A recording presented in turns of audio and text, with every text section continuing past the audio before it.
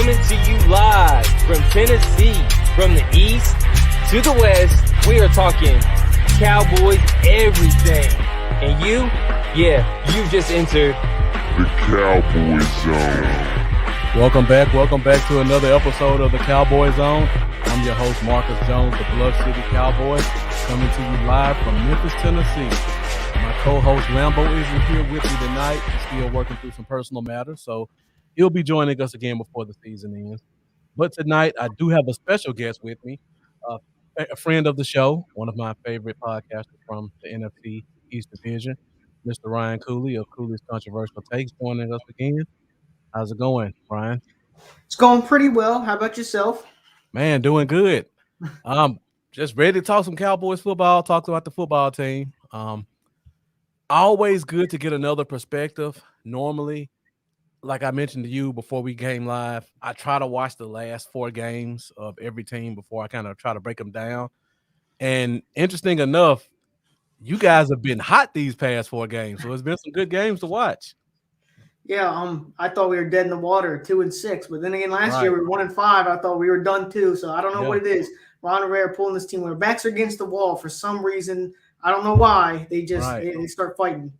Yeah, and I forgot I had to preface it with this: the defending NFC East champion Washington football team. I got to give you respect until the season's over with. So I see we got Charlie joining us in the chat. Charlie, thank you for joining. Dale Prime, thank you for tuning in. Appreciate your support. William Coulter, as always, thank you for tuning in as well. If you guys haven't done so already, make sure you like, make sure you subscribe, and make sure you share this video. Share it to your personal page, share it to your favorite page. Normally, when you listen to most Cowboy fan pages, you're just going to get their perspective of what they think about the team. But here on the Cowboy Zone, we like to spread as much knowledge as possible. So we like to hear from someone who has an intimate knowledge of their team the way we have about ours. So, guys, make sure if you haven't done so already, make sure you share this and make sure you like and support. And I see I got my guy Mendoza in the comments. Thank you for joining. So, guys, as you know, if you have any questions, feel free to put them in the comments. Myself and Ryan will try to knock them out. Got a lot of topics to talk about tonight. We'll try to keep it as close to an hour as possible. But this is a very big game that we're about to discuss for both teams. We've been kind of shaky the past month, so thankfully. Yeah, exactly. So we're kind of counting on this one to kind of show that we're still dominant over the division. And Washington is one of the hottest teams in the league right now, and they're trying to show that they're still the defending NFC East champions, rightfully so. So let's get into it, guys. If you have any questions, be sure to put them in the comments. So let's start with the top. Taylor Heinicke, your quarterback. I mean, this guy came out of nowhere last year, gave a great performance against Tampa Bay. And I don't know if you thought this, but I thought that was a fluke. I thought he was just a guy. Nobody had tape on him.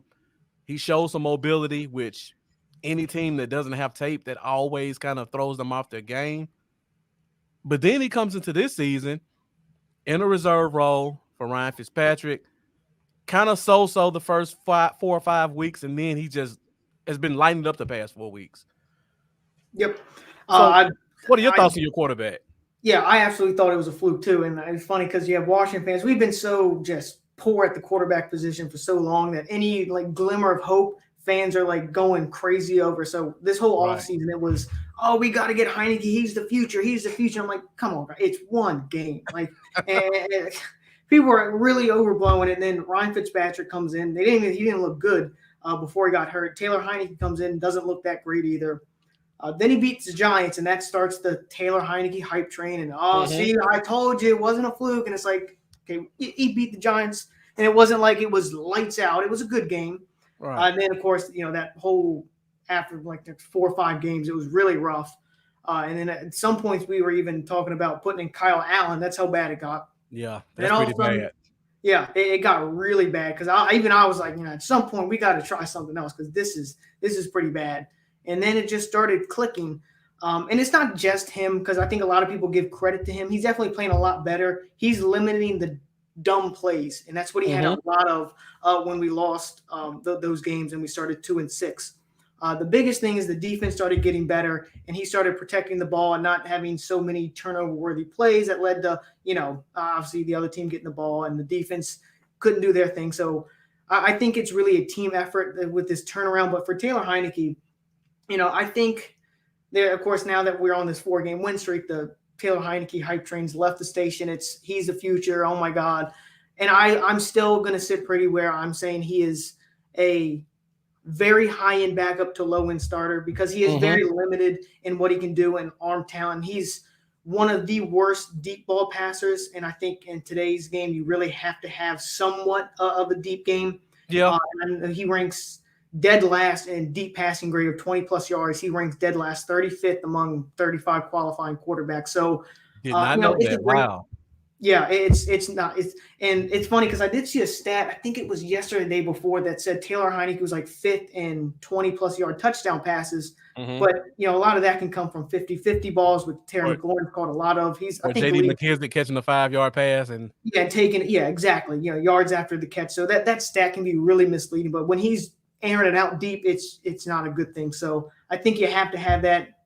And I definitely don't think he's the future here. I would love to have him here for, a few years as the backup, because it's always, having a high-end backup is extremely valuable. You saw this year with the Cardinals. Kyler Murray went down, Colt McCoy came in, they went 2-1. Right. So you need to have a good backup, and Taylor Heinicke is a great backup. Now, given if he comes out in these last, 5 division games and he tears it up and who knows, we make the playoffs, win a playoff game, then give him another chance. But the chances of that happening aren't very high. So, I think a lot of our fan base is too crazy over Heinicke right now. I mean, it's a great story and all, but I think we need a lot more stability at the quarterback position. Yeah, I see. I got my guy Charlie already trying to call you out, talking about 22 points a game. Hey, Charlie, a win is a win. We can take what we get over here. Yeah. Hey, so let me ask you this question, because I see we got a question already in the comments, and I was going to get to this later, but you guys are dealing with a lot of injuries, and we'll just talk about this one first, and then we'll come back to the other ones.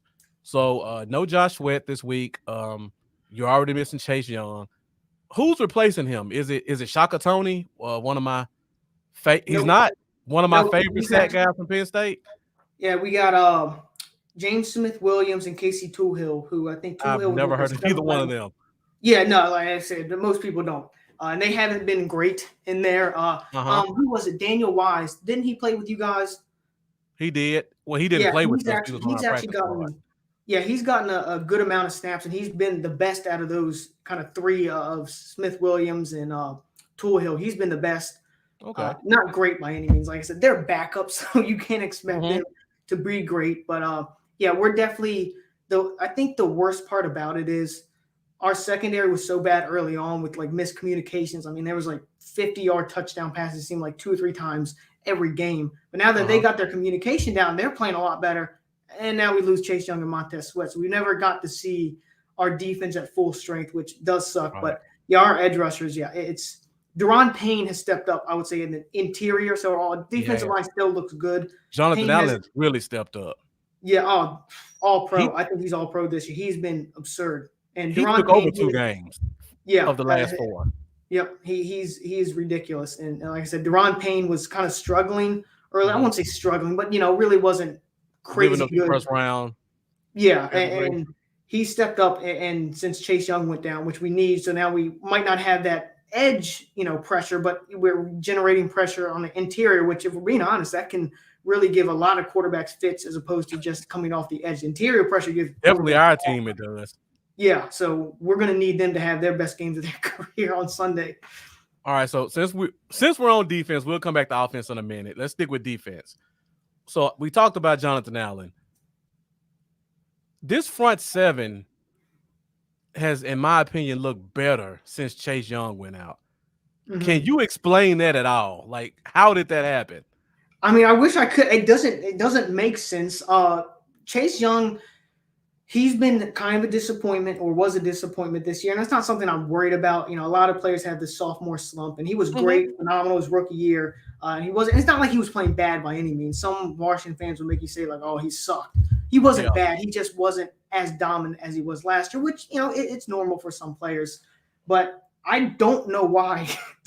I think the front seven looks better because our secondary is playing better. And that's, like I said before, it was a credit to like the miscommunications it was ridiculous, which you can expect early on, like in the first game or two, because we got Bobby McCain at free safety and William Jackson, they're new. So half the secondary is new, and you're going to expect a few miscommunications, but it lasted way longer than it should have. And really since the bye, they've been able to limit those really bad 50-yard, 60-yard touchdowns where you always know when there's a miscommunication. The camera pans to one of the defensive players. He got his hands up and he's going like, what? Right. And I saw a lot of that every single game, but not so much now. And I think that's the reason why the front seven looks better, is because our coverage has been better. I wish Montez Sweat and Chase Young were here, because I think this defense would look fantastic with the secondary playing better. Yeah.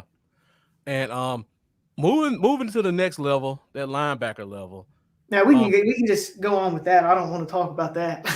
You don't think Cole Holcomb's having a pretty good year?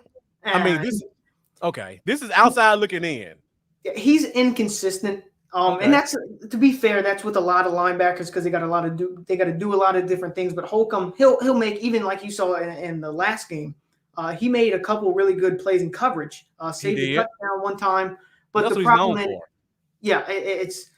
it's the problem with linebackers is the consistency. And that's something Michael Parsons actually done pretty well with, especially being a rookie, is consistency. Because linebackers, they can flash on your screen. They, blow up a screen, they get a sack or an interception. In your mind, you're like, 1, 2, 3 big plays there. But what are they doing those other 55 plays they're on? When it's 35. Like Devin White, in my opinion, he is so overrated. He is so overrated because he has these highlight reel plays. But then if you watch him, like every play in a game, he is constantly getting lost. He's over pursuing, filling the wrong gap. And so it's hard to determine really how good a linebacker is by simply just watching the game one time. Yeah. And that's why you can always go to the grades at PFF, because they watch every player, every snap multiple times. And that's where usually you can get a better feel for how good a quarter or linebacker is. And that's where Michael Parsons, like I said, a rookie, is just – sounds like Jalen Smith. I think don't start that topic on a Cowboys show, please. Touchy subject. Divisive subject. Yeah, but our linebacker core is Holcomb. Holcomb's not bad, but he should not be anywhere close to your best linebacker. If he's your best linebacker, you have some serious issues. I definitely agree with that. So, in the comments, I see we got a lot of them coming up, and they're talking about Jamin Davis. And you talk about Cole Holcomb's not supposed to be your best linebacker. And I'll say this, and everybody on the Cowboys on can confirm this. I said Jamin Davis was a 4th-round talent. He was just an athletic freak, but he did not show it on tape. And watching the past 4 games, he's pretty much proven me right. Is that what you've seen from him, or has he flashed a little bit more than I may have seen? No, he doesn't flash at all. It's bad.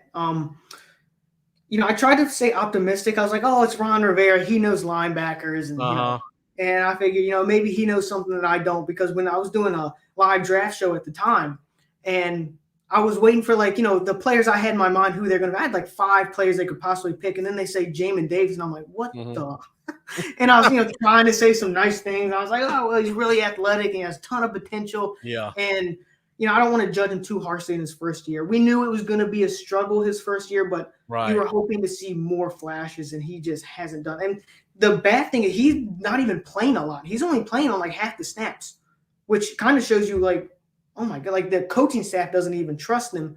Even after John Bostic went down, we figured, this is where he's going to get a lot more snaps. And he played, I think, the least amount of snaps the very next game. And you're like, what? So he's been – a real big disappointment. And like I said, you hope your 1st-round pick can flash some, but he really hasn't. He's made, of course, some plays here and there. You'll make some plays if you're in the NFL. Yeah.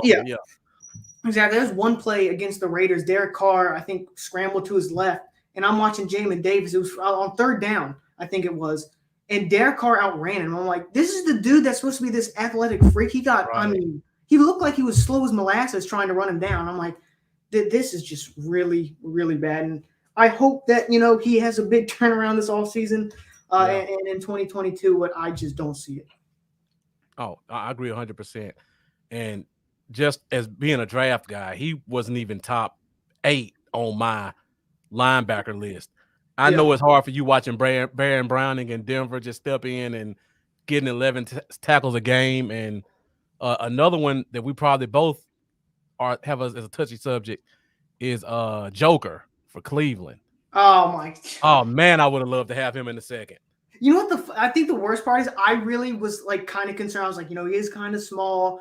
And then so I wasn't like really critical when they passed on him. Mm-hmm. But now he's like killing it. I'm like, like, I don't know anything. It should be Rivera that knows everything. So, but it's pretty much, I would say Jamin Davis has been the worst rookie linebacker in his draft class so far. Oh, yeah, definitely. And it's crazy to think that he was up, I think, in a lot of different things. He was kind of high up in potential defensive rookie of the years. That's awful. It's really bad. Yeah, Tavis Banks, thank you for joining us. I always appreciate your comments and input. We already talked about that defensive line and the great year Jonathan Allen and what's the other defensive tackle's name? Payne. Yeah. And Ioannidis, I would say Ioannidis has been a little bit better than Payne, except these last 2 games, Payne's been great. But overall in the season, I would say Ioannidis has probably been the better of the 2. Okay. How's Tim Settle look? That's a guy I've always kind of watched because that was the name I remember in that draft. Yeah, he doesn't play a lot, but when he does, he's had some really good. He didn't play great last couple of weeks, but for the most part, he's actually been really good. And I think he could definitely start on a lot of teams. He could definitely start in Dallas. Yeah. I mean, we'll offer him. You give us a first-round pick, we'll give him up. I believe his rookie deal ends this year, so we don't have to wait for that. We don't have to make. Yeah, I'm saying I doubt he may have another year. I'm not mistaken. He may be a 2018 guy. I think this is his last year because I think Washington was a lot of fans were talking about potentially moving in before his contract's up and that. But he's really good depth for us, especially with Ioannidis, Payne, and Allen. Yeah, and William Coulter pouring salt in our wounds, talking about we drafted a guy named Taco over TJ Watt. Oof. So there are worse situations to be in. All right, let's go to the secondary because this one is another interesting group based off of all the changes that I've seen made over the past 6 weeks. And I got to start with one of my favorite corners in this draft, Benjamin St-Juste. He's been very solid, and I believe he's on IR now, right? Yeah, he's injured. Yeah. I noticed last week that they moved Fuller to outside. Mm-hmm. Yep. And he just locked down DK Metcalf. It was ridiculous how many times I saw Metcalf on an island with 5'10" Fuller, and he just it doesn't even make sense size-wise why that even worked. So how long has he been playing outside? Has that been kind of since St-Juste got hurt, or was he kind of shuffling out there? Okay. It's funny because when he was in Washington before we traded him to Kansas City, he was a slot guy, and he was great that 1 year. And then we traded him to Kansas City, and Kansas City started using him outside. Really wasn't working. So then they kicked him back to safety. Really wasn't working. Mm-hmm. And he came here, and we put him at slot here. And now it really wasn't working. And now that St-Juste hurt, we kick him outside. Now all of a sudden it's working. So it doesn't really make sense why it is, but it is working, and it's something that we need because this secondary, man, it was so hard to watch because you had William Jackson trying to get used to the new scheme and system here, and it was a rough transition for him. And Kendall Fuller really wasn't bad early. They picked on him a lot, so you saw him a lot, give him up a lot of catches. But he also had a decent amount of passes defended. And Washington fans were really, man, they were eating him alive. They're like, why don't we just cut him? He sucks so much. I'm like, be fair, he's probably our best corner right now. It's just that everyone else sucks. But now that St-Juste is hurt and we kicked him outside, it's been a lot better. Yeah. Oh, trust me, I've heard those discussions before as well. It's good to know that those discussions aren't just limited to Cowboys fans on their team. Yeah, trust me, we got a lot of problems over here. So let me ask you this because I want to make sure I saw this right. Is Troy Apke playing corner now? Yeah, I don't think he's ever I think he's may take like 1 or 2 defensive snaps, but yeah, we actually moved him to corner. Okay. because clearly it wasn't working at safety. But he's really good on special teams. That's why he's still on the team. He's a super athletic guy. Yeah, people can overlook special teams, but you look at Matthew Slater in New England, having a good special teams player you can rely on is good, and he has that, especially with the speed. But yeah, we kicked him out to corner. I don't think he's done that much better. I can't really tell because he doesn't really play. But during the preseason, it wasn't, he wasn't awful. I think it may have been 2 games ago I saw him at slot, and I just had to kind of double take because that's one of the few people from this team I remember from the draft that I really liked. So when I saw his number and I saw him covering in the slot, I had to look to make sure he wasn't a safety and they weren't playing like a man free or something. Yeah, but no, he was actually a corner. Yep, he transitioned to corner this offseason, which, like I said, he had to do it because safety was just not working, which doesn't make sense with the speed. He was constantly getting burnt. Yeah, that's ridiculous. So let's stick with the corner position. Now that you have Fuller playing outside, who's manning your slot position now? Because you guys have a lot of injuries. We have Landon Collins kind of playing that hybrid role, linebacker playing a lot out in the slot. Cam Curl, kind of that Buffalo nickel. So we've been kind of making shift different people in. Okay, hold on. So you say Landon Collins is playing some nickel corner for you guys? He's in that hybrid role where he's kind of you see him in a lot of places. I think it's kind of like what we do with J-Ron Curse, essentially. Yeah. Yep, okay. And I will say he's done much, much better with that hybrid role as opposed when he was really just back at safety. Because I've been so done with Landon Collins for so long, but now since we moved him there, he's played much better. Yeah, he's not a free. So who's playing free safety for you guys now? Bobby McCain.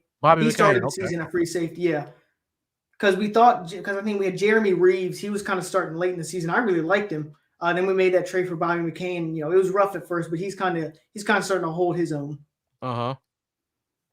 That's interesting. All the shuffles you guys have made in the secondary, because we also have Danny Johnson. That's who I was trying to think of. He also plays a little bit in the slot too.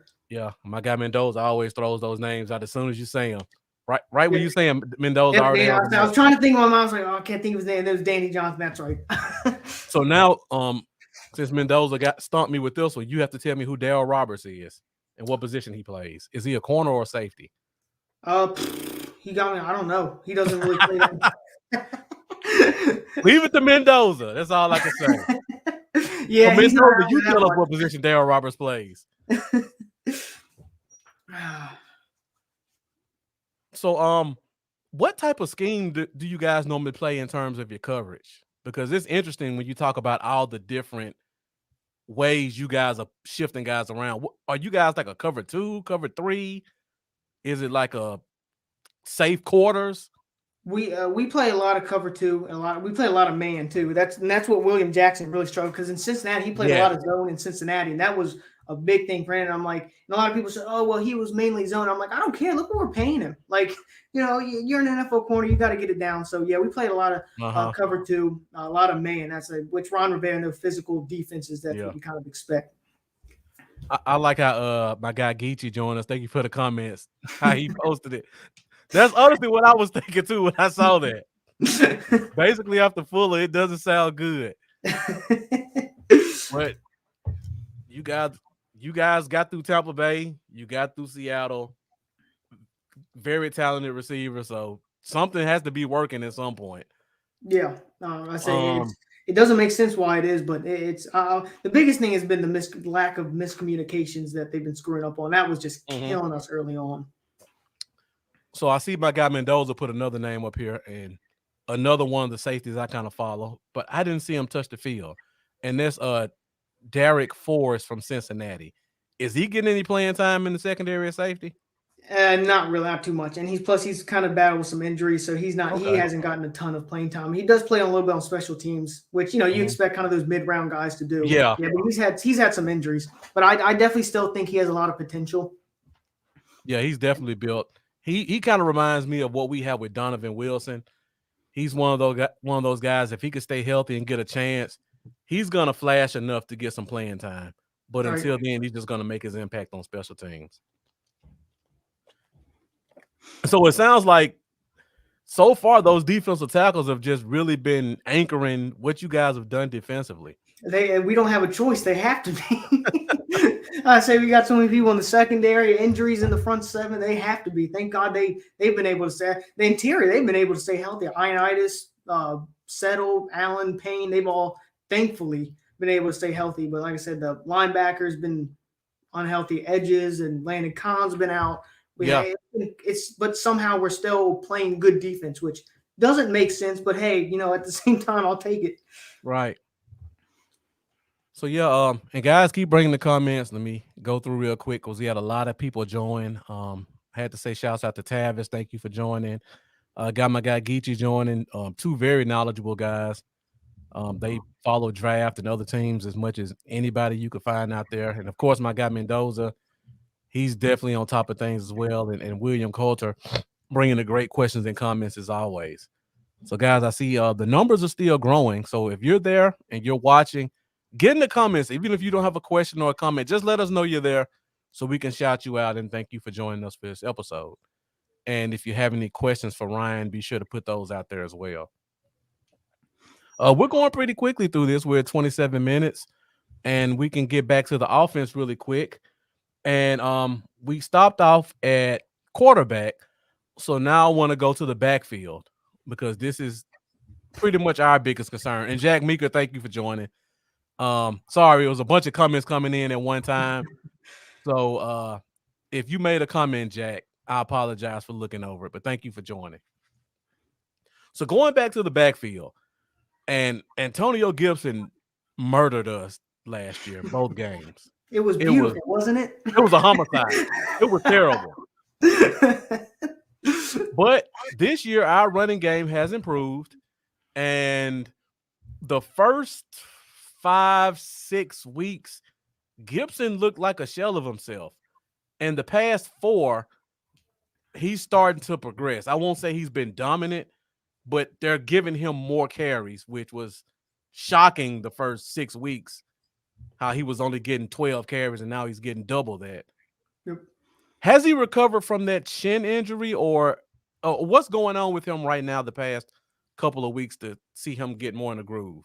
Well, right now he has a stress fracture, which I didn't know what the hell that was, but apparently it's like shin splints, which is painful. I've never had, but apparently it's really painful. But when you watch him, he doesn't really seem limited. So he's definitely played better. His biggest thing, and it's been killing us, is the fumbles. He has I think 5 or 6 fumbles this season. It's been bad.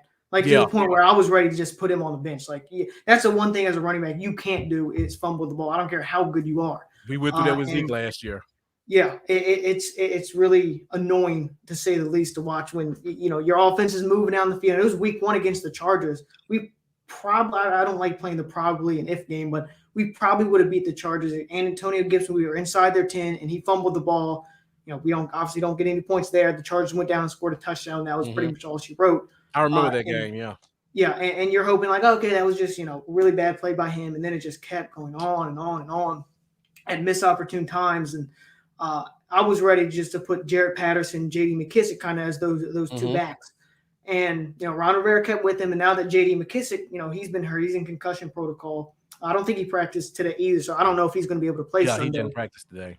Yeah, and he's been really big for us, J.D. McKissick. He's been really good on, especially third downs. And really even giving him the ball on first and second down, kind of when, after Gibson would fumble and we put kind of him in, he'd actually do really well. It's so funny to watch him, though. It's kind of a funny thing. He always falls. I've never seen a player fall so much as JD. He's his feet move faster than he wants, and he just trips. There's been a couple plays, man. I swear to God, he'll look like he's about to break off like a 40-yard run. He just trips after 7 yards. And you're like, Jesus. It's just, I don't know why, with him and falling. But I did think after J.D. McKissick got hurt, we would see more of Jarrett Patterson. We elevated Smallwood. I think he was on our practice squad. Okay. And he played a lot more than Jarrett Patterson did last week, which I'm not a big fan of because Jarrett Patterson has looked good when we given opportunities, and he's a younger guy. And he looked great in the preseason, so I was hoping to give him a little more touches and carries, but we really gave those to Smallwood. He kind of took over that third down role. But, Antonio Gibson has not been as good. He's been a lot better these recent weeks, which you think, dealing with the injury, he wouldn't be. But exactly. It doesn't look like the injuries really limited him.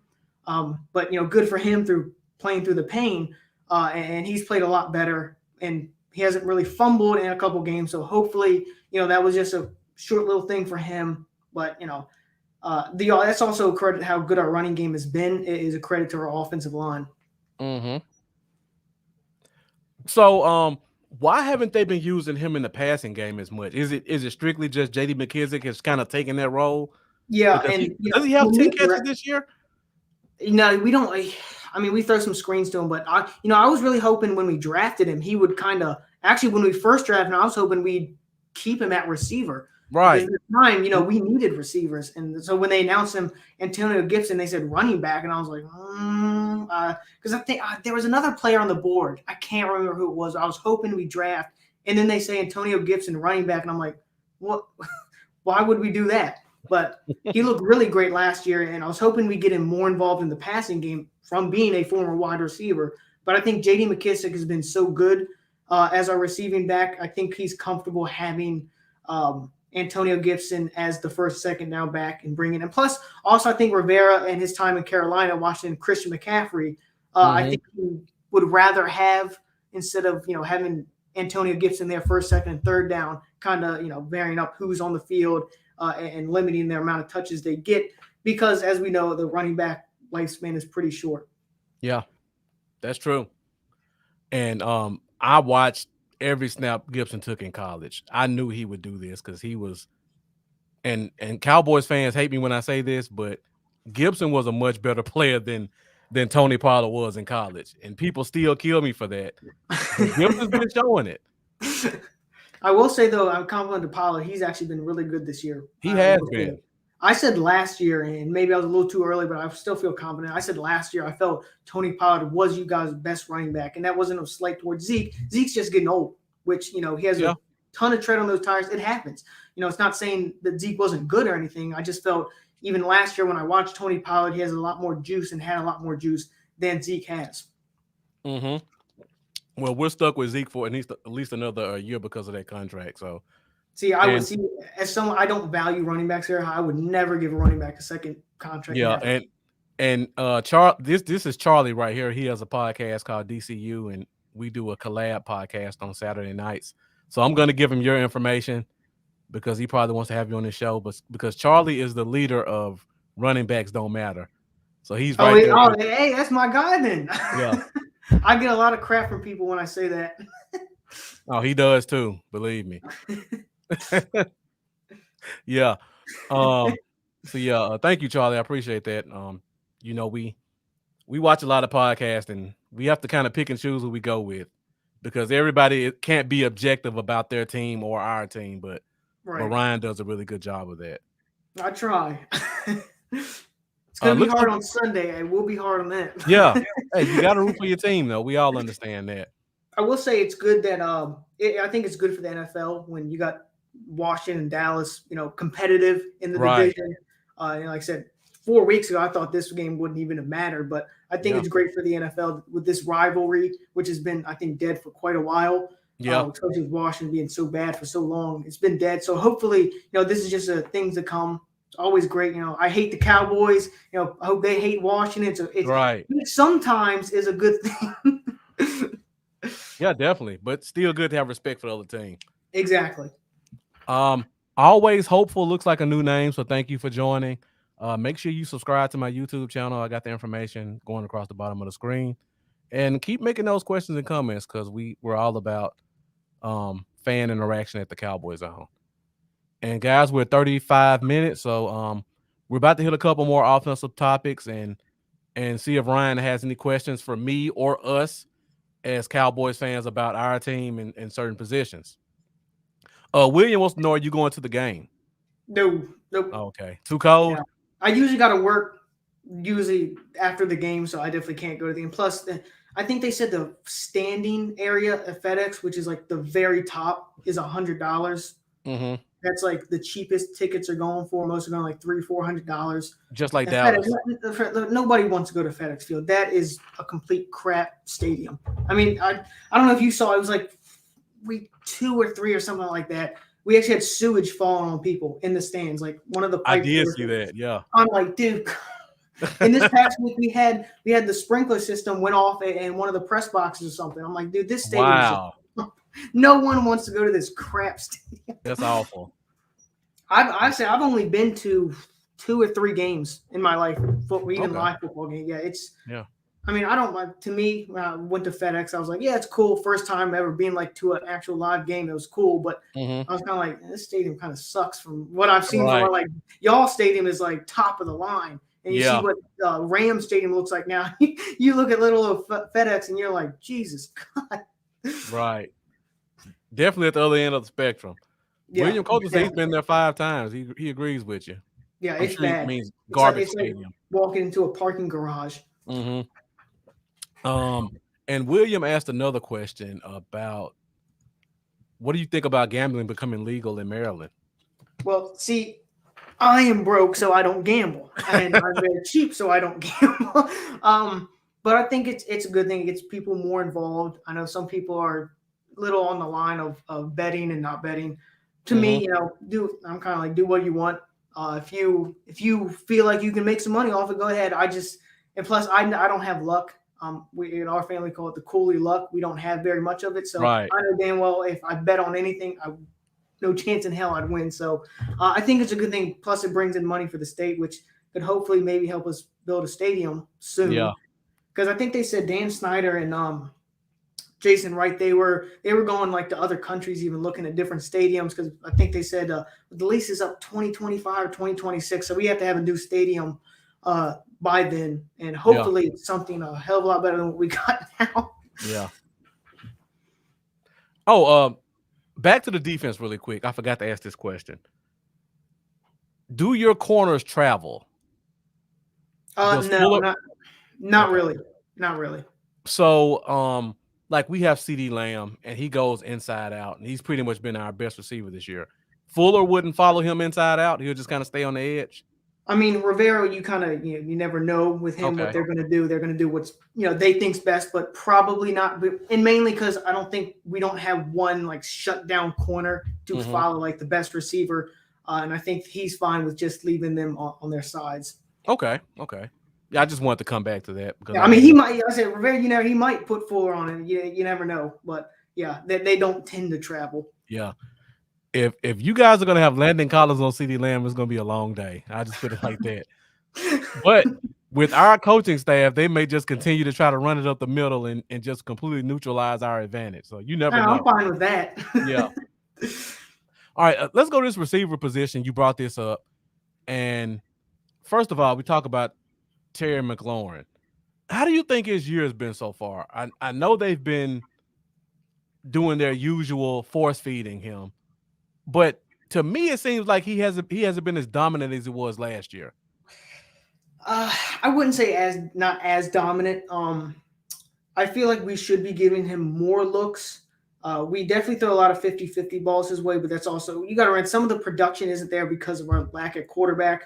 Yeah, I to some degree, he hasn't been as dominant, but. It's weird because some games he's like, the main focus. You can see like when they go to him early and often. Oh, and yeah. There's some games because I have him on my fantasy team. It's borderline where I can't even start him really now because I don't know what their game plan is if they're gonna throw the ball to him or they're not. And I think especially with Curtis Samuel being hurt this season, I wish we would get him more involved in more games, especially these last 4 out of the last 5 games. Man, he hasn't put up really good numbers, and I think part of that we're just not throwing to him, and he's so good. Like in the contested catches, I mean, why not just keep throwing it to him? But part of that is also the lack of arm strength by Heineke. I think they're afraid to keep taking those deep shots. But his production hasn't been there. But I think it's just more to do with the game planning and the quarterback and his skill set.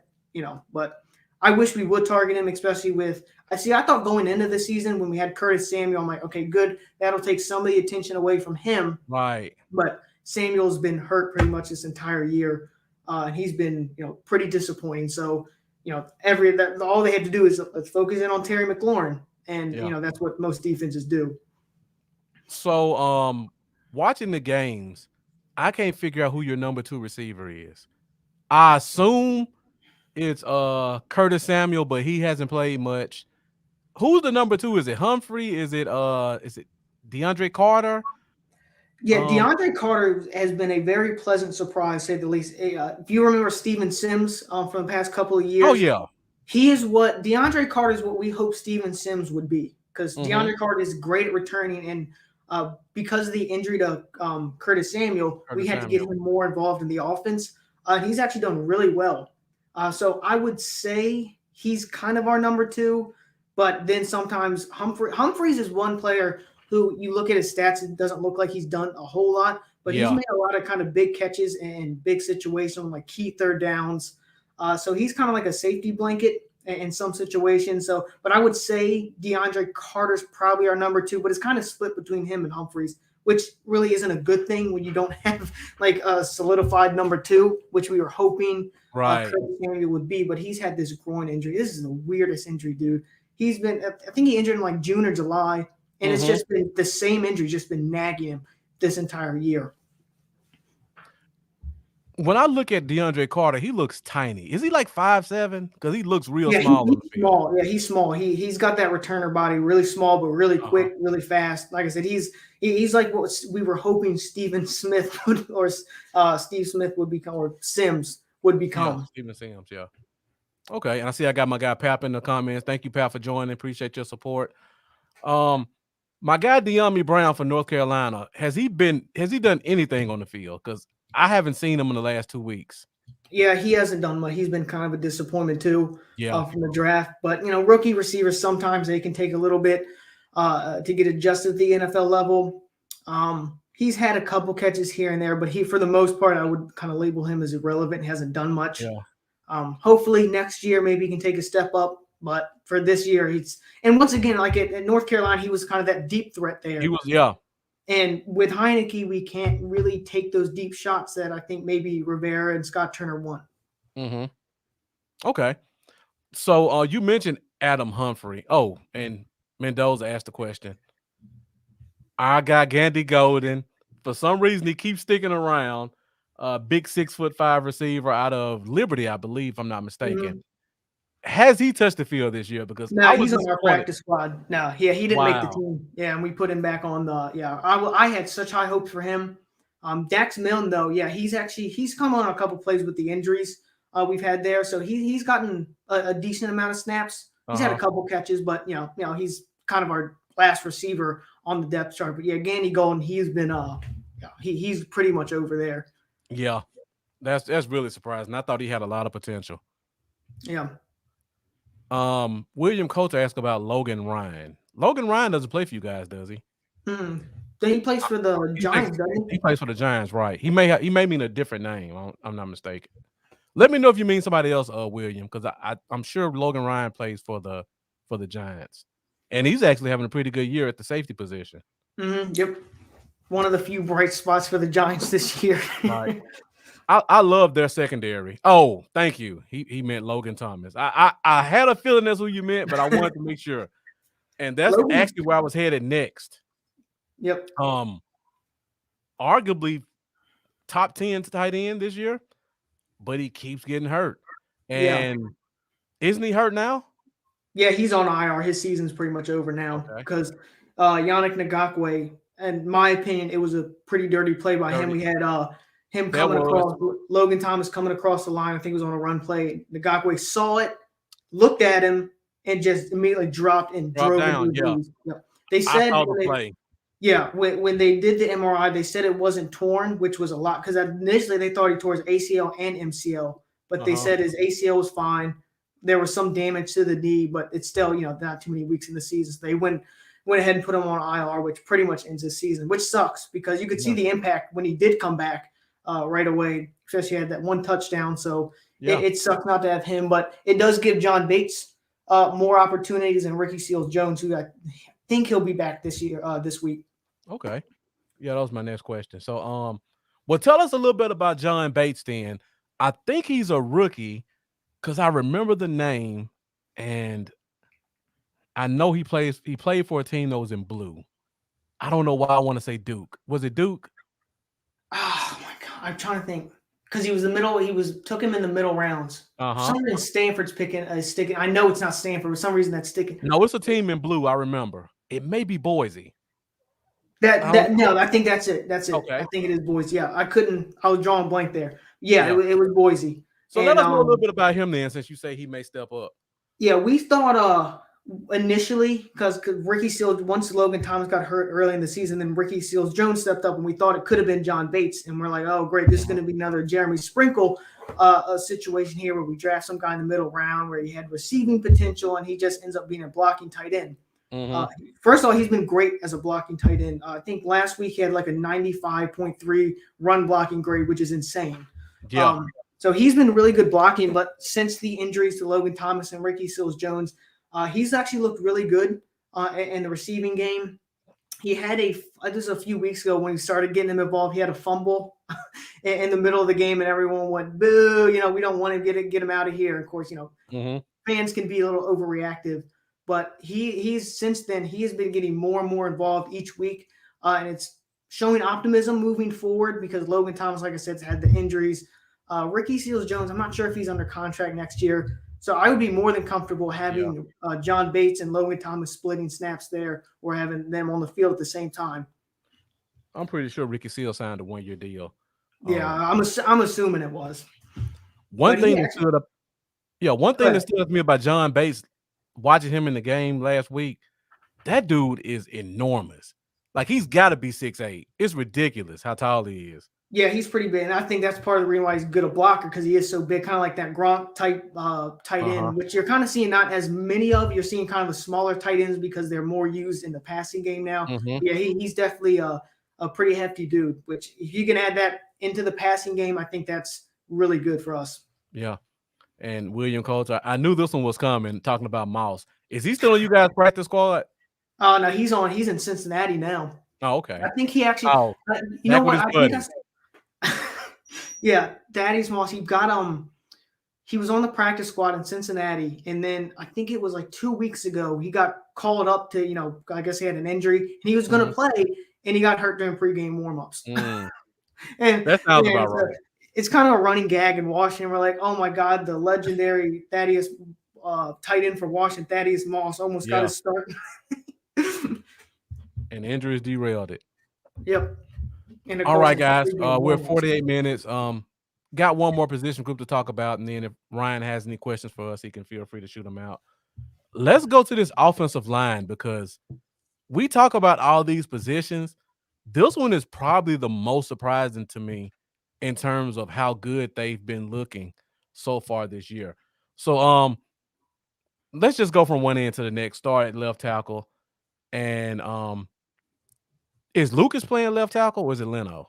Leno's playing left tackle. Yeah, Lucas played last year, and then we traded for Leno, and I didn't really understand that, but he's actually been really good for us, surprisingly, because when we got him, a lot of people were like asking Bears fans, oh, is he any good? And they went, no, he sucks. And I could have told you that one too, yeah. He looked awful in Chicago. They said he gets a holding penalty or false start every other play, and I'm like, oh, great, here we go. And that's the worst than an offensive lineman that constantly gets penalties, but he's been good. Our offensive line coach has been just – you look at – because I remember the first time I came on the show, we were going over each position, and I still remember then I was like, our offensive line is going to be awful. Right. And then we were like a top 10 unit last year, and I'm like, okay, where did this come from? And then we completely blow it up, and we get a new starter at left tackle, left guard, and right tackle, and I'm like, why would we do this? And it's worked out. So that's a great credit to our offensive line coach for getting it done. Yeah. So we go to the left guard position since you brought that up. And a name Cowboys fans remember, Eric Flowers, a former tackle from the New York Giants. He's now converted to guard, which I always felt was his best position anyway. How's he look so far this year? He's actually looked surprisingly a lot better than I thought. When he was here Washington, 2 years ago, fans, I think, kind of overrated it. They thought he was a lot better than he actually was. He was he was a former first rounder. Yeah, he was a decent guard, and I think he was so bad early on in his career that even just looking okay, people were like, oh, see, he's a lot better. Then he went to Miami, and he's not in Miami for a reason because he wasn't very good. So then he came here, and I still like Wes Schweitzer better at left guard, but Eric Flowers has come in, especially with the injuries we've had on the offensive line. He's actually been pretty solid for us. Okay. Now, who's your center? I have no clue who your center is. Oh, we're on our fourth center, so that's okay. That's we started with Chase Roulier, Then Tyler Larson, he got hurt. And then we put old Wes Schweitzer at center. I remember Wes Schweitzer played center, yeah. Yeah, and he was only there for a little bit. Then he got hurt. I'm sitting there going, Jesus Christ, like, when will it end? And then we put in Keith Ismail.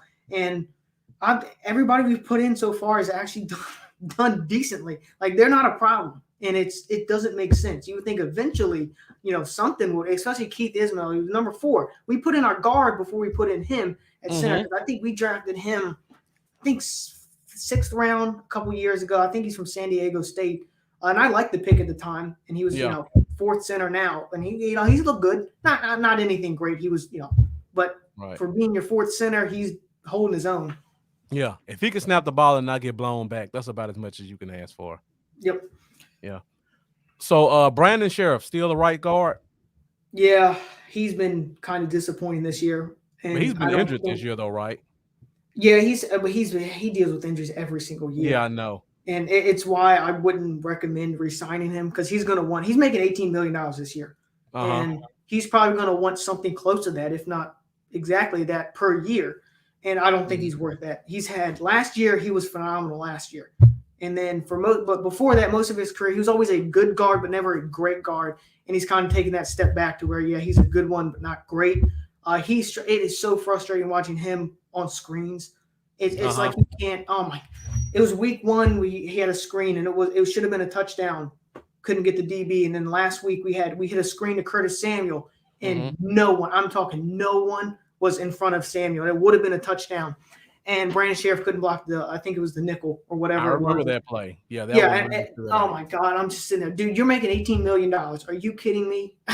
You can't do that. So I would recommend, hopefully we don't sign him to a long-term deal.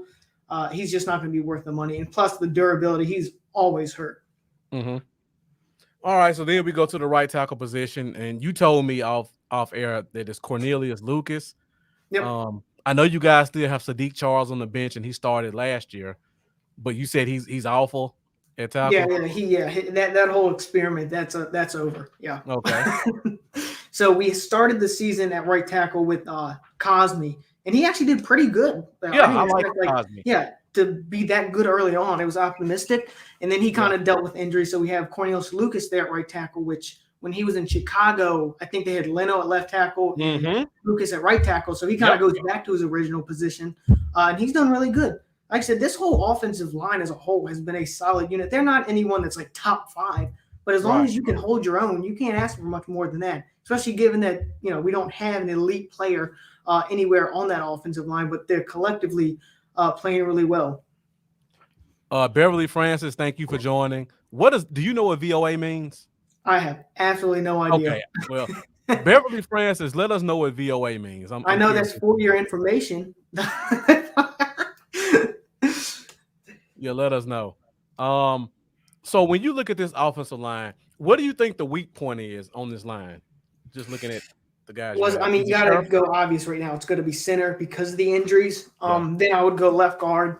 Like I said, Eric Flowers is good, but he's not anything to write home about. But the 2 tackles, like I said, I can't ask for much more than what they're doing with Lucas and Leno. They're on cheap deals, and they've really been holding their own. So I would probably go left guard, and center is kind of the weak part. But I don't like using the term weak because I don't think anywhere is weak. But if you had to pick a place, I would probably go center due to injuries, or if not for the injuries, left guard with Eric Flowers. So we get D-Law and Gregory back this week. You got any concerns about that on the edges with those tackles? I got a lot of concerns this week. Somebody said this is like the first game you guys are like fully healthy, and I'm like, how are you getting fully healthy? It is. It should be the first game that all 11 starters on both sides of the ball will be playing. Well, isn't that first just one wonderful? this game? Yeah. Yep. And then we also get Tristan Hill back, who's played solid as a backup. And we might be without Pollard, it looks like. But Pollard's not going to be playing? Well, Pollard didn't practice today, and the team signed Mendoza. We just talked about this. Well, they signed Edo Smith. They just signed Edo Smith, and we were having a conversation about. He played for the Falcons, right? He played for the Falcons, and him and Pollard are very similar in how they play. So I was a little bit confused why we would sign him when him and Pollard are so similar, if Zeke's hurt. But then I saw Pollard had a limited practice, so it kind of made sense. Maybe we should be concerned about Pollard. I'm in the first round of my playoffs, and I'm playing someone with Zeke, so I was hoping y'all would give a lot of carries to Pollard, but of course that looks great. Pollard's injured. Zeke's probably going to get the big workload. Oh, Zeke's getting the workload regardless. They refuse to let Pollard get the lion's share of the carries as long as Zeke is healthy. Zeke is a lot better pass blocking. I will give him that. Oh yeah, that he's actually impressed me with that. Which you don't see a lot of running backs want that, especially expensive running backs who are making a lot of money. They're probably, I don't want to touch that. They're paying me to run the ball and catch the ball. But I will say that's actually I've seen a couple plays with him coming up blocking. He's kind of impressed me there. Yeah, Mendoza, we've been asking for this for 3 weeks, but hopefully they give it to us this week because that inside cannot be run on. Kind of like what my guy Tavis said early on. If I can go back and find the comment. We're not moving that interior. Yep. So, do you have any questions for me or the fan base about the Cowboys, any matchups that you're interested in? I do want to find, because I know how I feel about this, and I know he's kind of big right now in the media's Diggs. What are your thoughts on, because, there's some very different sides on Diggs. Do you see him as a true number one shutdown corner yet, or do you think he's a decent ways away from that? Good question. And I see we got George Teague in the comments. So, George, thank you for joining. Appreciate that. I wish I could get you in there so you can answer this question. But in my opinion, he's a number one corner. He's not a shutdown corner. So I'll caveat it with that. He still gives up big plays. He gives up a lot of yardage, which that's the way this defense is built. But when you have the ability to get your hands on the ball and create turnovers, that stops people from throwing at you as much as they would. So as long as he has that fear of he can come down with 50-50 balls, he's going to be considered a top-level corner in this league. But outside of the interceptions, he's our best corner, but I wouldn't put him up there with Ramsey and the guy from Miami, not Byron Jones. Xavier Howard, or another guy I really like, Marlon Humphrey. J.C. Jackson, which is probably my favorite corner in the league. Yep. I wouldn't put him with those guys. Those guys are still top 4, top 5. But Diggs is in that conversation where if he can be a little bit more disciplined, he can be considered that's his big thing, consistency. Yeah. Hey, are you worried at all with him and McLaurin? Because I got to figure he's going to be on McLaurin a lot. That's going to be an interesting battle. And I think he's a little bit pissed off about that touchdown last year. Oh, that was so beautiful, wasn't it? Oh my God, that was a beautiful play. I mean, you can't do that. You can't talk smack and push him around and then give up, was it like a 45, 50-yard touchdown? That was so great. Now, we don't normally do a lot of following because Anthony Brown's had a pretty solid season. But in this game, I would expect Diggs to go to Al Harris and say, look, I got this guy. So we got to make something happen. See, I got Mike Evans and Terry McLaurin on my fantasy team. I'm not sure because Mike Evans, I think, playing Buffalo this week. So I'm like, I know what McLaurin did last year to Diggs. I don't know if I should start him or not. Well, he does give up more yardage than pretty much any other corner in the league. Yep. So that's one thing you do have to consider. It's going to be a good matchup because, like you said, McLaurin is a great 50-50 ball receiver, but Diggs is a great 50-50 ball cornerback. So it's going to be interesting. And like George said, normally the tie goes to the offense. In this situation, I would think it would go to the defense. Yeah. It would be great if I could see McLaurin put up 150 and maybe 2 touchdowns on you guys. That would be, I would love that. But he would have to hit some type of double move like he did last year. Yeah. If it's a straight up game, it's going to be a long day for McLaurin, I think. Yeah. I hope he can break through. Yeah. We're going to need him to. Not with Logan Thomas injured and all this. We're going to need McLaurin. We're going to need to go to him early and often just to at least test the waters and see how it's going to go. Mm-hmm. All right. Any other questions you have about just Cowboys team in general before we get out of here? How's the offensive line looking? Because I was really concerned about them going in because I was like, they're older, they're coming off injuries. If they can stay healthy, they're going to be great. But how they've been doing this year? There are varying opinions about the offensive line.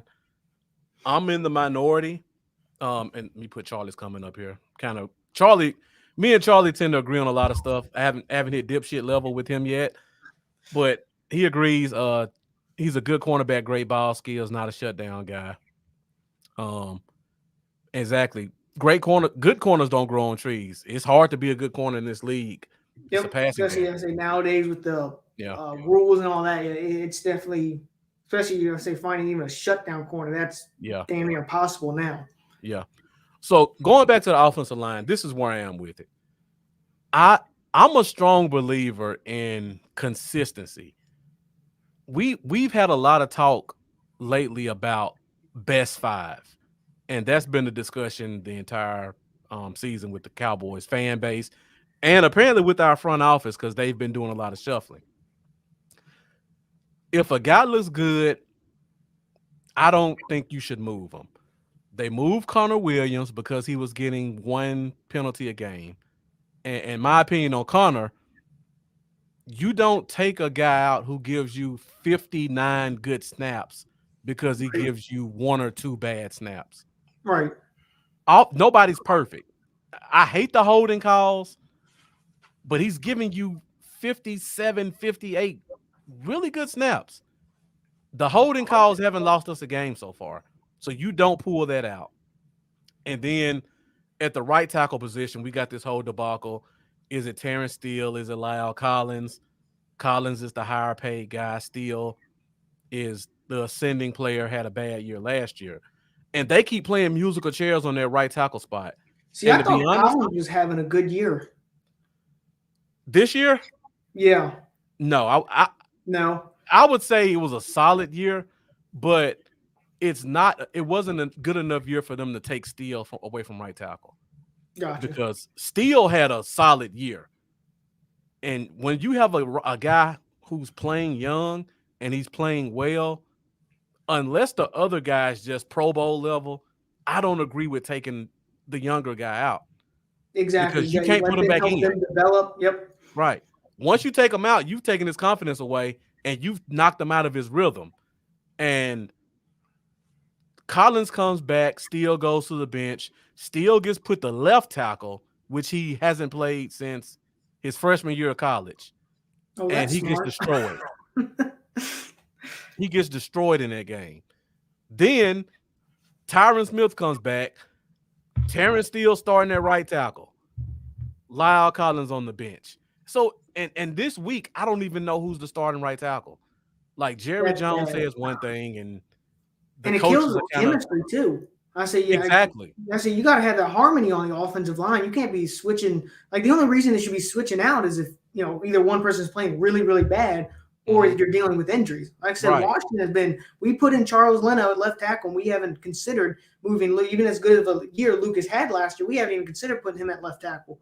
And the only reason we ever change that offensive line is if there's injuries. Yeah. So I don't even know who's playing right tackle this week, to be honest. We'll probably find out together. So I think that has really killed kind of the continuity of the team, and people were just hoping we got Conor Williams out and put Connor McGovern in. They've gotten their wish, and it hasn't been what people expected. So I just don't know. Yeah, it's gonna be interesting. Oh, Connor, wasn't he kind of viewed as a project offensive lineman, if I'm not mistaken? Connor Williams or Connor McGovern? Williams. Well, Conor Williams was, and I think you guys with Sam Cosmi, you guys have what I think Conor Williams should have been. Conor Williams was top 5 left tackle in college. Right. We drafted him to Dallas. We put him at left guard. I have no clue why. So he's been kind of a project in learning that position because he never played guard in Pop Warner, junior high school, college. And it took really 3 years to develop him, to help him get that strength and that technique to have a solid year. But he comes in this year and he's hit with the penalty bug, and they got him out of there. Right. See, that's kind of what we did with City Charles. We kind of put him, he played tackle, and then we moved him to guard. Like he was playing guard, and just nothing's really worked out. And I don't. Right. It's kind of, you think about maybe if you put him at tackle and kept developing there, would he have gone? Or if you kept him at guard, but they kept kind of moving him around, and he wasn't succeeding in any one area, so they kind of just said, "Well, that's that." Yeah, and this is something our fan base doesn't really think about. It's okay to move a guy in the offseason because you're doing practice every single day. You're always doing position groups, ones-on-ones, 1 versus 2s, all that. When the regular season comes, they don't touch the field on Monday. They don't touch the field on Tuesday. Wednesday is an install day, so they're not really going at it. Right. They only really practice on Thursday, and then Friday is goal line and trick plays, basically. Yep. You can't build consistency within the season in offensive line position because they're not playing enough together on the field. And that's something I think our fan base really missed out on when they were screaming for changes the way they were. Yeah. That's a good point. Kind of what Charlie just said, when we had the original lineup, regardless of what people thought about certain positions, we were getting 400 yards a game, 30 points a game. Once we started making the changes, and these aren't opinions, these are facts. You can go back and look at our points and our yardage after Conor McGovern started, and everything's decreased. So it's definitely that, Charlie. And then he goes back to Lyle Collins. And this is a conversation we always have, myself and Charlie. So we definitely, as Cowboy fans, have concerns about those 2 D tackles you guys have, because Biotis can get taken advantage of inside. And McGovern has a tendency to sometimes look kind of lost. And the way Jonathan Allen has been playing, he hasn't been far behind Chris Jones. No. I was you got those interiors of Chris Jones and Cam Hayward with the Steelers, who's having a great year this year. And of course, you got every year Aaron Donald. He's been he's been up there. Not saying as good, but pretty close to them. And pretty close. And it's great that we got him, that contract extension done this offseason. And it looked like that's probably the best move they've made in quite some time. Yeah. I saw some stat, I think you posted it. It said that Jonathan Allen has been the best 3rd and 4th down defensive tackle in the league this year. Yep, he has the highest grade on 3rd and 4th down among all defensive tackle. Yep.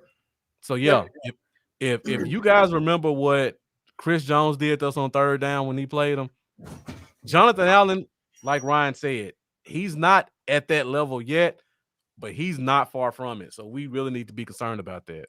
Yep, I'm saying Deron Payne's played a lot better these past 2 games, especially since we needed him to with the edges out. So we're going to need both of them to have just crazy games if we have a chance in this game.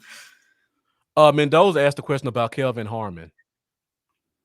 Yeah, I think he's on because we cut him, and then I think we signed him to our practice squad. Okay. And I don't know if he's still there or not. But he's because he tore his ACL last year, and his rookie season he showed promise. But when you're a 2nd-year receiver, Rivera came in the next year, so he wasn't even drafted by Rivera. He tore his ACL early, and that I pretty much knew after he tore that it was going to be it for him. Yeah. Jeff asked, how's Chris doing? Your cousin Chris. Oh. The day he got cut, I was usually in elementary school. I swear to God, I got asked that every day by and I don't know how. You're in elementary school. You think every kid would ask you by some point every year, "Oh, are you related to Chris Cooley?"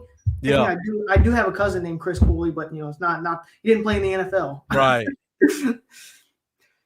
Yeah, I'm a distant relative of Maurice Jones-Drew. Oh, really? Yeah. My friends don't believe me when I say that. Related to James Harrison, because he's a Steelers fan. And, of course, I enjoyed that last year when we played Pittsburgh and we beat them. Oh man, that was great. Yeah, he's related to James Harrison. Crazy how people related to. I wish I was related to Chris Cooley. I might be, but you never know. Jeff asked another question. You think Heineke is the future, or That's a good question. What do you think is going to happen next year? Because hasn't Fitzpatrick been shut down for the year officially? Oh yeah, he's done. Yeah, he's got to, I think, get surgery, and I'm assuming he's probably going to retire after this year, just due to his age and kind of where he's at. And this injury, it was a bad injury, so I don't see him at this age coming back. As far as like the future, looking towards next year, I have absolutely no idea, which is not usually a good thing. Yeah. The problem is I still am annoyed that we didn't go get a quarterback in this draft. You look at what Mac Jones is doing in New England. Justin Fields was, those three of Trey Lance and Zach Wilson, Trevor Lawrence, obviously those were out of the picture, couldn't get them. But Justin Fields fell, Mac Jones fell, and we sat there and took what is the worst linebacker in the draft. So I'm still really annoyed that we didn't trade up and get them. I mean, Minnesota literally traded away their 14th overall pick. Mac Jones was still on the board. And, we just sat there. And now we go in this year, it's a really weak quarterback class. And I don't know if they're going to be comfortable taking anybody. And you got to look where we're at now. It's not like we're going to have a top pick. Right. Even though I will say there's probably not too many quarterbacks going in, top 5, or some people said there might not even be a quarterback taken in the top 10. I think probably when the draft rolls around, somebody will. But I have absolutely no idea when it comes to the future. Heineke, if we do draft someone, I would imagine Heineke probably starts next year, and we develop him, and maybe he comes in later in the season. I don't know, which I'd be comfortable with. I don't want to go into next year with Heineke as a starter and we have no other plan. That would be stupid. Yeah. If you guys find a way to keep that 7th spot or win the division, because that's still open, because you play 4 division rivals in the next 5 games. The last 5 games, all division. And I think you guys can easily beat Philly, especially if Hurts isn't playing. Right. So if that happens, Heineke almost has to stay. Yeah, and like I said, if we roll off and we somehow win the division, we win a playoff game. Ron Rivera is the definition of loyal to his players. I mean, you saw that when he came here, he took so many people from Carolina, not just coaching staff, but front office and players. So I would have to imagine he'd give him another chance. I don't think that would be the right move. Just because when you watch him, he is very limited in what Heineke he can do. And I'm just tired of settling for quarter. And if we get Heineke long term, that would be settling for a quarterback. And I don't want to settle for a quarterback, because when you do, you don't win. I mean, you're not going to win a Super Bowl settling for a quarterback. I mean, you look last year in the AFC NFC Championship, Rodgers, Brady, Mahomes, and Allen, all top 5 quarterbacks they were last year. Right. You're not going to win, in my opinion, a Super Bowl with Taylor Heineke. All right. Let me do a little bit of draft talk. I don't know how much you're into NFL college. I haven't done too much yet. I've dabbled a little bit in the quarterback because I figured we'd be possibly interested in that. Well, I'm going to ask you a name that everybody talks about. First of all, they're going to find a way to squeeze some quarterback's name in as a top guy, even though none of them deserve it. Exactly. And Mendoza brings up 2 names. I wasn't going to bring up either one of these. He brings up Pickett, and he brings up Matt Corral. I was going to bring up a guy who Heineke kind of reminds me of. I don't know if that's good or bad. Sam Howell, North Carolina. What do you think about Sam Howell? I've seen a couple of the games. I don't like him. Okay. See, he reminds me a lot of kind of like Justin Herbert in a way, because he does have kind of a bigger arm and he can run. And you look at Justin Herbert, and I didn't really like Justin Herbert coming out. But then you look back and you're like, well, what the hell is Oregon doing with Justin Herbert? They made him look like a game manager. Yep. And it's kind of like, is UNC doing that with Sam Howell? So, you never know. He does have the physical traits to be a good quarterback, but just because you have those doesn't mean you're ever going to be a great quarterback. I do like Pickett. I'm not saying he's the best. I really do like him. And I saw somebody, him going to the Saints. I think that would be a good fit for him. That would be a good pick. I think with Sean Payton and that offense, I think that would be really good with his running ability, and he's really accurate. I think Corral is probably going to end up being, I'm assuming, is going to be the number 1 quarterback for a lot of people. I watched that one game, Liberty and Ole Miss. And, yes. I went to Ole Miss. I love that game. First, Malik Willis, Jesus, that was an ugly game for him, I thought. Yes, it was. And then Matt Corral. And obviously, you don't want to be too critical because it is Liberty versus Ole Miss. There's a pretty clear talent difference between those 2 teams. But, man, I thought I was really going to like Malik Willis, but he's really raw, and I think it's going to take him a while before he's NFL ready. I agree. I think Pickett's going to be the first quarterback off the board. I really like it. The problem with him, playing the ACC, not really playing any big opponents, not really going too many people in the SEC, not playing great defenses. That's probably going to hurt him. Yeah. And of course, somebody said he's got small hands, which, that conversation gets started every year. Did you see that fake slide he did in the last game? I did. Yeah. I ain't ever seen anything like a fake slide. And, of course, that pissed so many people off because they said, that's not fair because if they hit him, then they would have gotten in trouble. I'm right. Like, I don't know, but it's still cool. Right. That's taking advantage of the rules. That's what you're supposed to do. I ain't never seen somebody do a fake slide. He executed it perfectly. Yeah. Pickett reminds me a lot of Matt Ryan. I don't know if anybody else has that comparison. Matt Ryan, Derek Carr-ish a little bit. Derek Carr may be a little bit more athletic than both of them. But I think Pickett's athleticism is a little bit underrated. I think he's a little quicker than people give him credit for. Not that he's going to be, once you get to the NFL, those fast quarterbacks in college aren't so fast in the NFL. Yeah. But I do think he's got a little bit. I think his speed reminds me a little bit of Taylor Heineke, where it's kind of sneaky quick. Like when you look at Heineke, all of a sudden he'll kind of take off, and you're like, whoa. And kind of when I watch Pickett, he took off sometimes, and I'm like, oh, he kind of outran some linebackers and a couple of DBs there. Yeah. I'm not sure how well he can do that at the NFL level. And again, I haven't really looked too much into these quarterbacks, so I could be looking like an idiot talking right now, but just kidding. We all can, yeah. Just the limited experience of watching these quarterbacks is kind of my raw take on them right now. Yeah. Yeah, Teague says the fake slide should be eligible. But they protect quarterbacks, so when they look like they're going down, they're down by the referee's definition of the rule book. Yeah, see, I was kind of surprised they didn't rule him down because he did technically start the slide. So I figured they might reverse that and say, oh, no, he was down because he started the slide, but they let it go, and I thought that was really cool. It'll never happen again. He got away with it. No, I guarantee all those NFL coaches that had running quarterbacks said, see this, you better not do this. Right. Because you're going to piss off some defensive players, and they're not going to care if they get a penalty next time. Yeah, he said he meant it legal. Yeah, it should be a penalty. Yeah, I just learned that in the NFL, if a quarterback dives forward, he's giving himself up. And if he's not touched, he can't get back up. Yep, that makes sense. I think I saw that like 3 weeks ago in a game. It may have been Aaron Rodgers, if I'm not mistaken.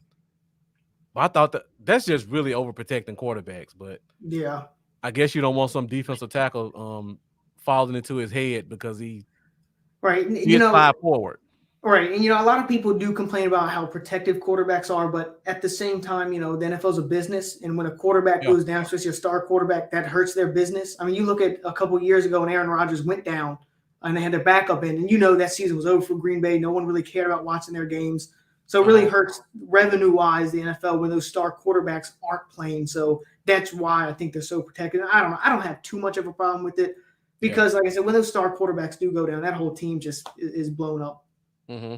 So before we go, last question in case unless somebody else in the comments has a question. When I look at this game, I personally feel like Diggs is going to have a better game against McLaurin. So I'm not as concerned about that matchup. The matchup I'm concerned most about is your running back Gibson going off again. What matchup from our team perspective are you most concerned about going into this game? I think McLaurin and Diggs. I think that at least that's what I'm most excited for. I just think because there's talks of Trayvon Diggs being so good and people going defensive player of the year and all that. Yeah. And I saw what McLaurin did with him last year. And McLaurin hasn't had a big game in a while. It's kind of waiting a ticking time bomb of when he's going to go off again. And they're going to need him to do that. So like I said, I think they're going to go after him early and often, at least to test the waters to see how Diggs holds up this year against McLaurin. And, of course, I'm hoping McLaurin wins it. Right. So what player on our team outside of Diggs scares you in terms of this guy can really change the game in that team's favor? I would say probably CeeDee Lamb because, you got Amari Cooper. That's the obvious one. But CeeDee Lamb's that sneaky receiver. And plus, he's really quick. We haven't been that great at tackling this year. So I think him after the catch, I think was it last game when he made that one move and took it Like it was against the Saints. Yeah, on the screen pass. I saw that and I went, I'm not looking forward to that one. So I would say CeeDee Lamb's probably the one because Amari Cooper's, we know him, and Ron Rivera's probably going to be focused on stopping him. But CeeDee Lamb, I think, has been really good this year, and I think he could be a player that really kind of kills us Sunday. Yeah. Especially if we see Troy Apke and Landon Collins covering him in the slot. That you should really be concerned. If Troy Apke's out there, that game is already over. That game has been over. We try him out there. That game ended a while ago. Okay. All right. So we haven't done this in a while, but let's do a game prediction and take a second to think about it. If you got your team winning, that's fine, but just let us know. Game prediction. All right, Cooley, you're the guest. And guys, in the comments, give us your game prediction. Let me know what you guys think about the score of this game. You go first. Since you're the guest, let us know what you think. Well, I know this is probably going to be very unpopular, but I think Washington, for some reason, we play really good when our backs are against the wall, and I think Rivera's going to let them know, hey, we lose this game, the division's over. So I think he's really going to stress the importance of this game, and our backs against the wall. I do think we win it, especially it's at FedEx. I know people are probably laughing right now, understandably, but I do think we win it. It's probably, I want to go score maybe 28-24, something like that. I think our defense does give up more points than they have the past few weeks because you guys are healthy. But hopefully the offense picks it up. Like I said, I'm hoping Terry McLaurin can do his thing because he hasn't had a big game in a while. So I do think we put up some decent amount of points. So I'm going to go 24-28. Washington wins that one. Okay, so you guys haven't scored 28 points in this 4-game winning streak. Oh, I know. I'm aware. And okay, so you think you're going to put up your most points against us? I think because we're going to have to. So hopefully, the offense picks up the slack. Okay. And Mendoza saying he had a split. A lot of guys actually did have a splitting this one. You guys taking it home and we taking it away. I mean, you guys take your home, we take our home. So a lot of people are kind of on board with you. Not in the comments today though, but see, I figured that I was expecting. In weeks past, we have had a lot of people saying home game, Washington's dangerous, division rival. They got us last year. They did see that. Jeff has it 31-17 Dallas. Charlie has it 24-20 Dallas. I'm kind of leaning towards where Charlie is. I know we got our full offensive defense back. I still have concerns about our interior because we get Gallimore back. I don't know where he plays. They might play him at one tech. Is that an improvement? I don't know. Micah is going to be kind of shifting inside out. How much? I forgot that. How much? Where has he been playing? Because I know he was shifting at edge and linebacker. Where is kind of his main spot? Or is he just constantly in different positions? Yeah, he doesn't have a main spot. Right. The first 5 weeks or so, well, not the first 5 weeks. The first 3 weeks, he was playing almost exclusively a linebacker. And then we get to the Chargers game, and that's the first game where he played exclusively at defensive end. The next 2 or 3 games, it was pretty much 60-40, 70-30. 1 week is DN 60-30, 1 week is linebacker 60-40. And then Gregory goes out and he plays exclusively at defensive end. So this week we get Gregory and Lawrence back. So we have no clue. Probably at linebacker than more than edge, I'm assuming though. I would probably guess, unless the game just gets out of hand, he will be playing more linebacker than defensive end. One of my pet peeves with D-Law, and a lot of us talk about that, for one, he doesn't play as many snaps as you would expect for your best defensive player. He's only playing like 65% of snaps for his career. Jesus. Yeah, it's ridiculous. And he's our $28 million defensive guy. Good God. I think his best year, he may have played like 73% of the snaps at defensive end. I didn't know that. I figured he was, No, all the time. no. Doris Armstrong, I don't know if you know that name. Doris Armstrong plays a lot of defensive end for this team, and he shouldn't when D-Law's healthy. So Parsons could get some of those snaps when D-Law's out. Another thing, they don't put D-Law inside at all. Like we saw 1 or 2 snaps last week. So we're all hoping to see that Gregory, Parsons, D-Law on the inside. That's a massive line right there. Yeah, I don't think we'll see it personally, but you never know. So I would probably say this week you're going to get more Parsons at linebacker than end. Yeah, and Jeff said Washington doesn't know what Parsons will play either. Yeah, I'll say that's kind of a good thing for you guys. Yeah. So yeah, I called this one. This was kind of a coin flip for me. I could see it going 24-20 either way. I'm gonna lean towards Dallas because I have concerns about you guys secondary.